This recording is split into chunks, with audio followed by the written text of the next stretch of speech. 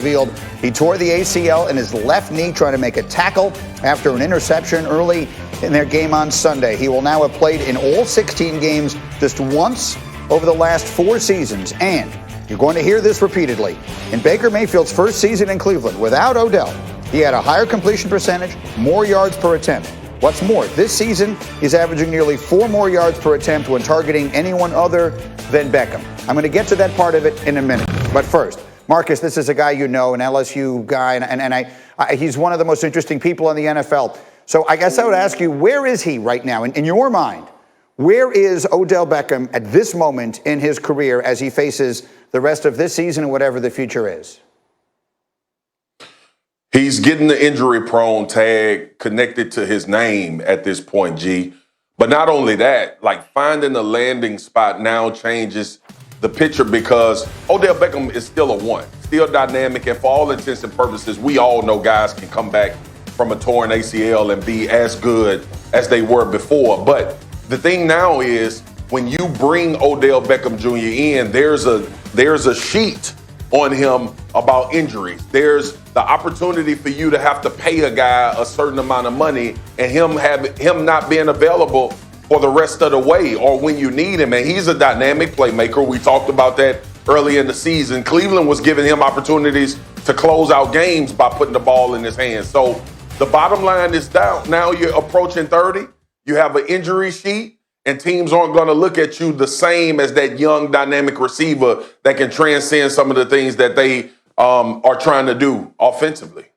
I think that's a fair assessment of the situation right now. Now we turn ourselves to what I think really is the meat of the conversation. Greg, I know you have tape because the numbers show that Baker Mayfield has been a better quarterback without Odell on the field. Show us why.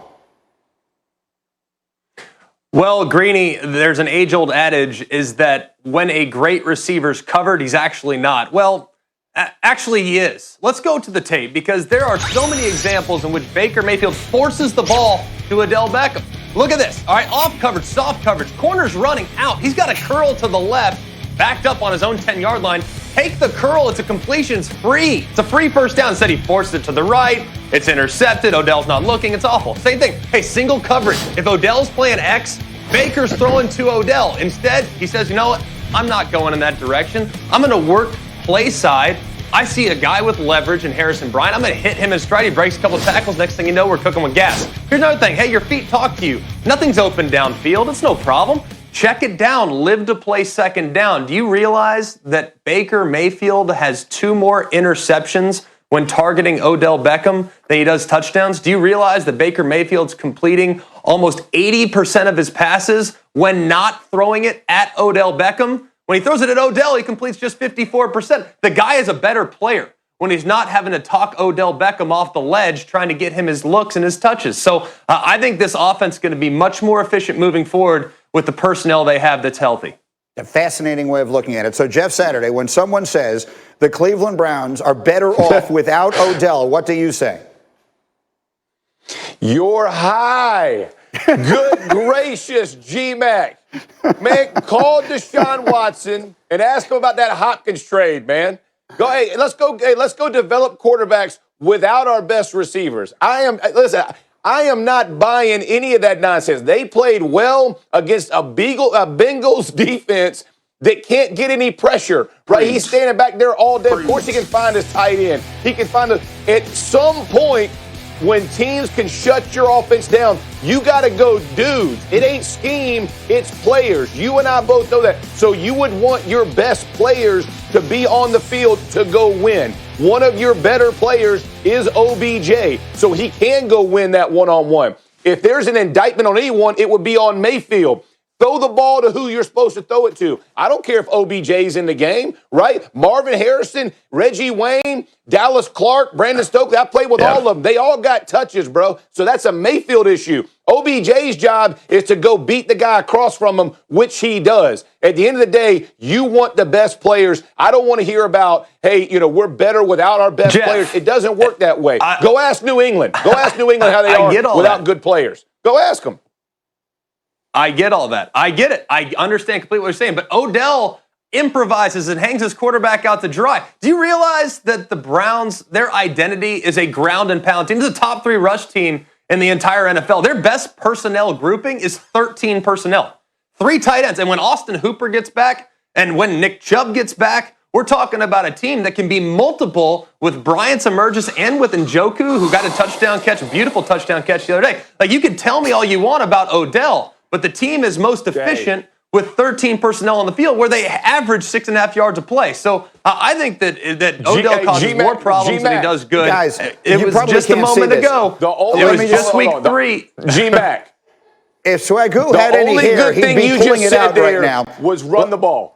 Let me get Swagoo in here because he's pulling out the hair he no longer has. Go ahead, Swagoo. What has you so worked up? It's unbelievable that we having this conversation right now. 2 weeks ago, Odell Beckham Jr. was back, and him and Baker Mayfield were on the same page.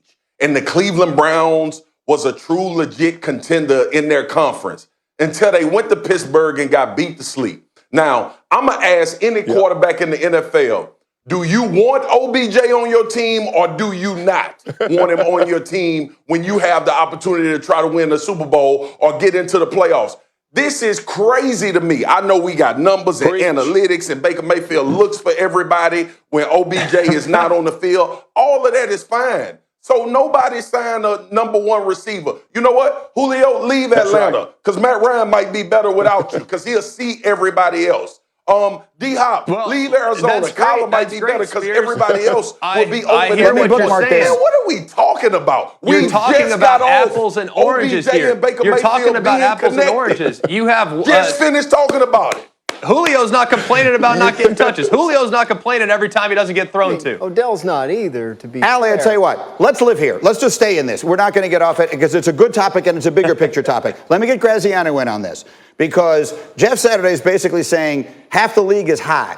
But the reality is, I think there are more people who think the way Greg McElroy thinks than you might come away from this conversation believing. Where do you believe right now the player and the team are relative to their future long term? The team believes it has enough to operate its offense. It would rather have Odell Beckham. There's no question about it. But they like Rashard Higgins, and they feel like they can throw to the tight ends. And when Nick Chubb gets back, to Greg's point, they want to operate through the run game. Again, Jeff Saturday, they would rather have Odell Beckham on the team. But they don't right now, and they think they can make the most of what they have in his absence. In terms of Odell long term, look, he's going to be on the Browns in 2021. His contract includes almost $13 million in fully guaranteed salary for next year.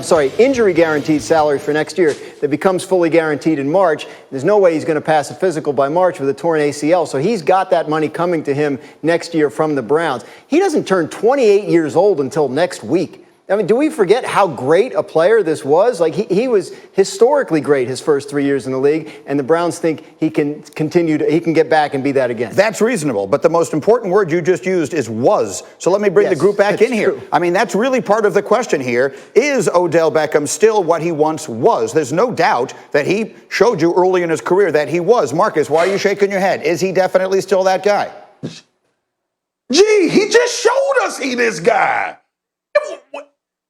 Does this 1 week change? I need everybody on this show to tell me, were we not 2 weeks ago talking about Odell Beckham Jr. being back? Yes, he made 2 spectacular plays in what felt like a very big win for Cleveland, right? He made the one play where on the end around where he made a bunch of people miss, and we talked about how awful the Dallas defense was and everything else. This is the play that I'm talking about right here. This is the play that had us all on Get Up that week saying, oh, look, Odell Beckham is back, and they finally figured out how to use their favorite weapon. But the reality is, for whoever's fault it is, Marcus, it is reasonable to say Odell Beckham has not had anywhere near the impact in Cleveland over the year and a half that he's been there that I think we all expected him to have. Marcus, is that fair? And if so, why is it the case? Gee, it's fair, and you know why. Because the quarterback is not, I keep telling y'all this, so now this is the ever revolving cycle, all right? You go play against Pittsburgh, you put 7 points on the game against a good defense. You play the Bengals, you throw 5 touchdowns, and I don't want to shake a stick, this is the NFL, but it's the Bengals. Just like we just got done talking about the Chicago Bears with fools, goals, wins. Go look at see who Cincinnati done beat. Go look at the 2 opponents they done played that's in their division that we consider Super Bowl contenders or deep playoff run teams, and look at the score. We don't, what evidence we need. All we got to do is look at what's happening. That's what's so great about our job. We can look at the games and we could tell, oh, they did this, but this team sucked. And they did this and this team good. There it is. There's your sample size. OBJ, by the way, there's a last difference year between, was a 1,000-yard receiver. Being good. Go ahead, Greg. 30 seconds. Go. You're talking about the Bengals. You're talking about the Bengals, y'all. He went 22 in a row until that completion streak ended with spiking the ball at the end of the game. We're not talking about just a good performance. We're talking about an all-time great performance in the last 3 quarters of that football game. So you can say, oh, well, it's against the Bengals. Yeah, well, it's still 20.